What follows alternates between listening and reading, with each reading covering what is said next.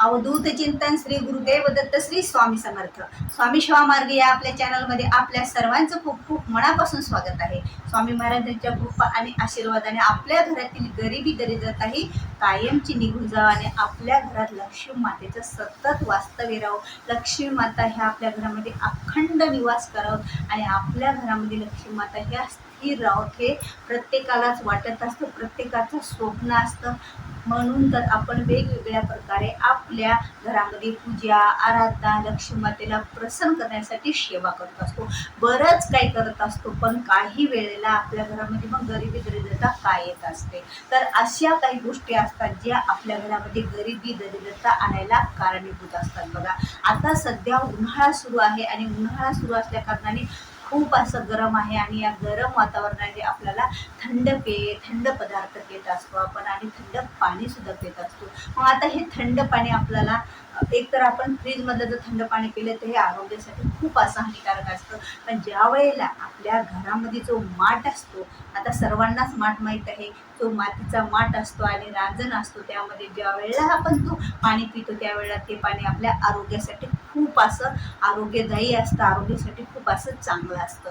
असे माठ हे आपल्या प्रत्येकाच्या जवळपास घरी आहे। आपण त्याचा उन्हाळ्यामध्ये जास्तीत जास्त लोक वापर करतो आणि काही जण तर वर्षभर सुद्धा त्या माठातूनच पाणी पित असतात। जे वर्षभर त्या माठातून पाणी पितात, जो माठ वर्षभर पाण्यानं भरलेलाच राहतो, त्यासाठी लक्ष्मी माता ह्या आपल्या घरामध्ये स्थिर राहतात, आपल्या घरामध्ये त्या वास्तव्य करत असतात, आपल्या घरामधील प्रत्येक आपली आर्थिक अडचण ही दूर होत असते। पण ज्या वेळेला आपण हा माठ फक्त उन्हाळ्यामध्येच वापरतो आणि ज्या वेळेला वातावरण हे थंड व्हायला लागतं आणि आपण आपल्या घरातला माठ काय करतो, काढतो आणि कुठेतरी बाजूला एखाद्या स्टोर रूम मध्ये नाही तर एखाद्या कुठेतरी रिकाम्या जागेवर तो तसाच नेऊन ठेवतो।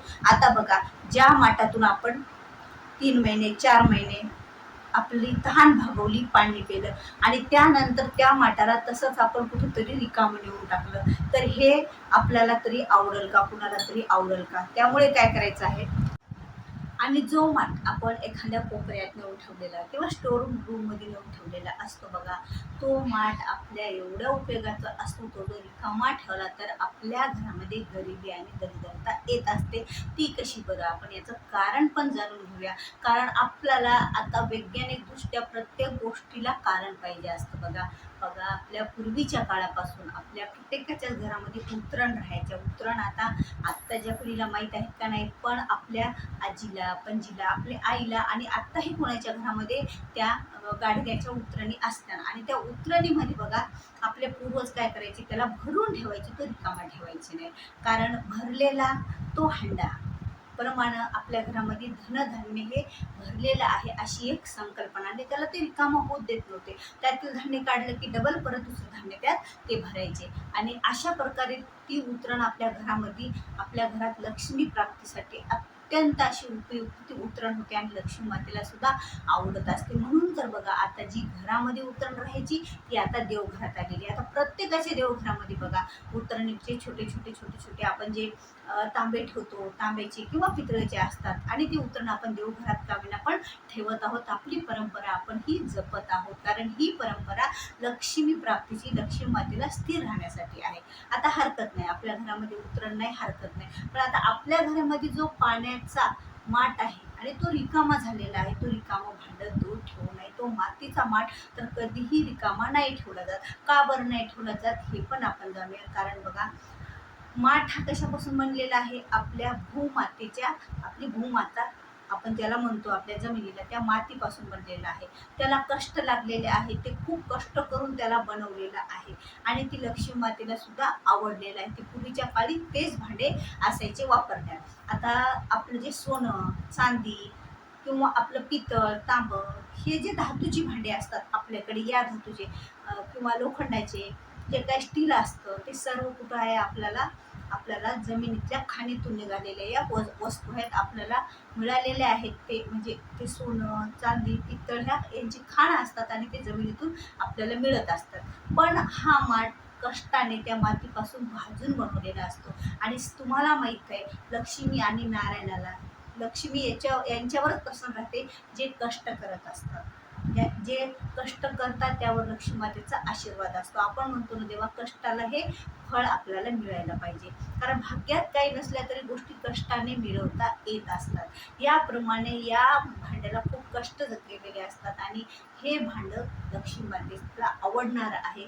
आणि बघा, कृष्ण अवतार ज्या वेळेला श्रीकृष्णाने घेतला होता त्यावेळेला श्रीकृष्ण सतत माती खात राहायचे लहानपणी, आणि आत्तासुद्धा लहान लेकरंसुद्धा मातीची ओढ त्यांना किती खायला असू द्या ते माती खात असतात. बघा, आता असं झाले की सिटीमध्ये कुठे मुलांना माती पाहायला मिळत नाही किंवा त्यांना पाहायलाच मिळत नाही, तर ती गोष्ट वेगळी आहे.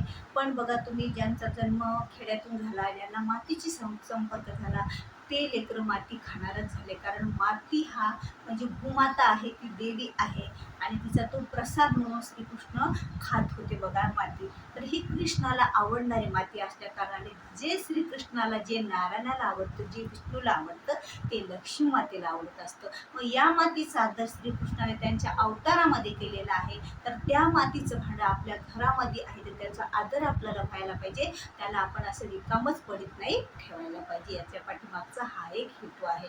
मग त्यामध्ये आपल्याला आपल्या घरातून कुठलंही धान्य भरून ठेवायचं. धान्य रिकामं आपल्याला ते धान्य परत वापरायला घ्यायचं, परत आपण त्याचं दुसरं धान्य भरून ठेवायचं. अशी प्रक्रिया आपली चालू कधी ठेवायची, ज्यापर्यंत आपण त्यामध्ये पाणी ठेवत नाहीत. आणि तुमच्याकडे जर पाणी भरून ठेवत असाल, तुम्ही 12ही महिने त्यातलं पाणी पित असाल, तर मग काही तर प्रश्नच नाही, कारण तो पाण्यानं का होईना तो माठ आपला भरलेलाच राहत आहे. तर अशा प्रकारे आपल्याला आपल्या घरातील माठाची काळजी घ्यायची. ही गोष्ट आपल्याला टाळायची नाही. तरी ही जो गोष्ट आपल्याला माहीत नाही किंवा आपण असाच रिकामा माठ ठेवला, तर या गोष्टीतून आपल्या घरामध्ये गरिबी आणि दरिद्रता येत असते, आणि गरिबी दरिद्रता ही आपला पिछा सोडत नसते. जेणेकरून आपण लक्ष्मी प्राप्तीच्या कितीही सेवा करू, पूजा करू, उपासना करू, पण ही गोष्ट आपल्याला टाळायलाच पाहिजे. तर सगळ्यांना आता माहीत झालं की माठाचा आपल्याला कशा प्रकारे उपयोगात आपल्याला वर्षभर आणायचं ते, आणि लक्ष्मी प्राप्तीसाठी, लक्ष्मीला स्थिर ठेवण्यासाठी, आपल्या घरामध्ये लक्ष्मी नारायणाचा निवास राहण्यासाठी या माठाचा उपयोग आपण असा करायचा. तर व्हिडिओ आवडल्यास व्हिडिओला लाईक करा, शेअर करा, नवीन असाल तर सबस्क्राईब करा. झालेली सेवा श्री स्वामीचरणी अर्पण. श्री स्वामी समर्थ.